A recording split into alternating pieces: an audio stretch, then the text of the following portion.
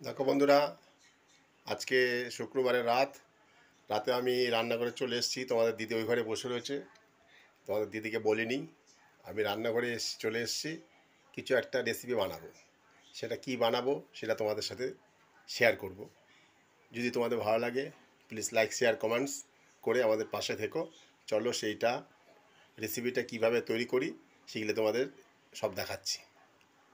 এই দেখো, আমি 3টা ডিম নিয়েছি, 2টো পেঁয়াজ নিয়েছি, কাঁচা লঙ্কা, আর এই যে বাটার, আর এই শসাগুলো নিয়েছি। এগুলো দিয়ে একটা স্যালাড বানাবো রাতের খাবারের জন্য। আর রুটি আছে।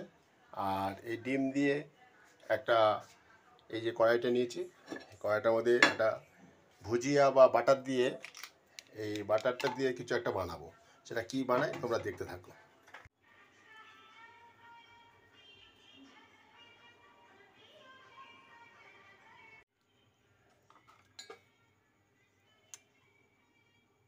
স্টোভে কড়াইটা বসিয়ে দিয়েছি। এই যে বাটারটা রেডি।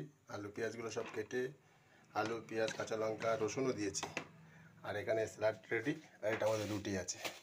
এবার এটার মধ্যে আমি বাটারটা পুরো দিয়ে দেবো। এই বাটারটা দিয়ে দিলাম। এই বাটারের মধ্যে করবো, তেল দেবো না।